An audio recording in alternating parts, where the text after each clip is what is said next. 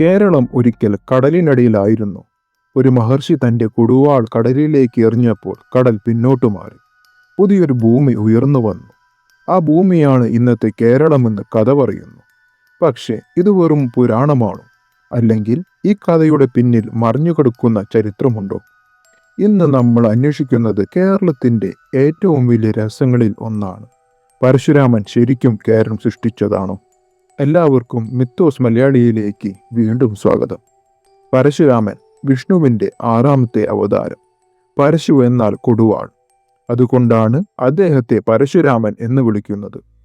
പുരാണങ്ങൾ പറയുന്നത് അന്നത്തെ ക്ഷത്രിയ രാജാക്കന്മാർ അധികാരത്തിന്റെ അഹങ്കാരത്തിൽ മുങ്ങിപ്പോയി എന്നാണ്.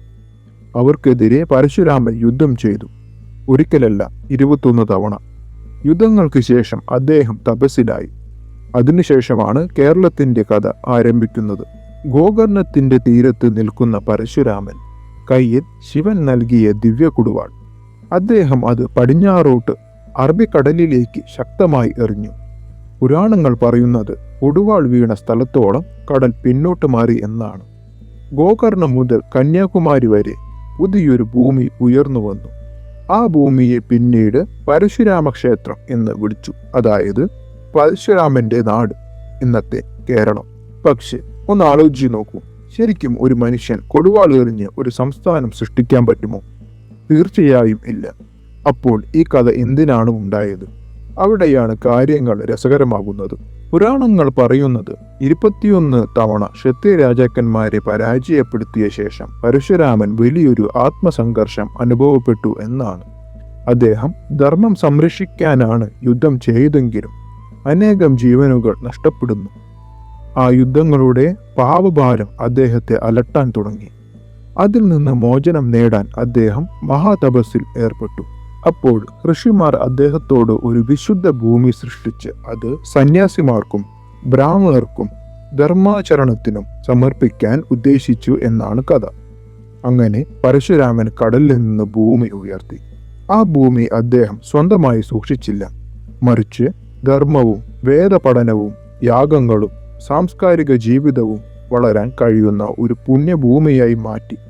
പുരാണ പരമ്പരയിൽ കേരളത്തെ പരശുരാമ ക്ഷേത്രം എന്ന് വിളിക്കുന്നത് അതുകൊണ്ടാണ്.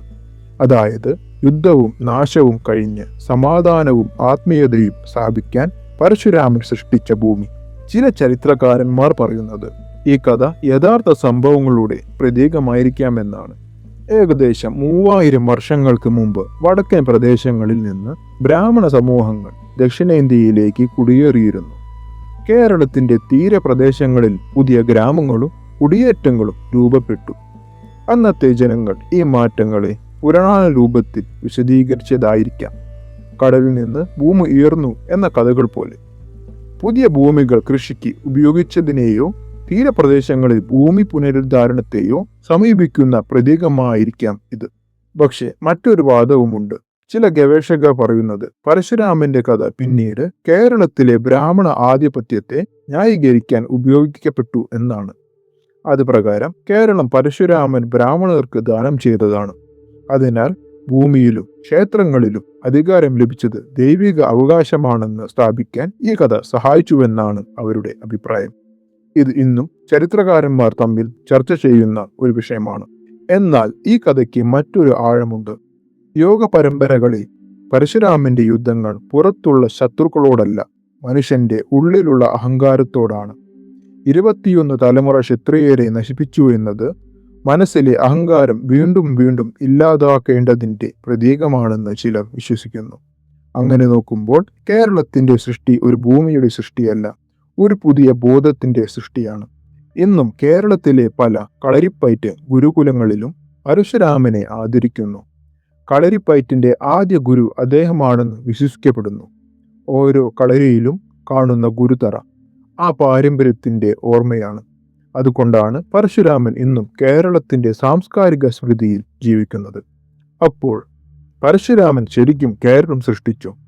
ശാസ്ത്രീയ തെളിവുകൾ പറയുന്നത് ഇല്ല എന്ന് തന്നെയാണ്.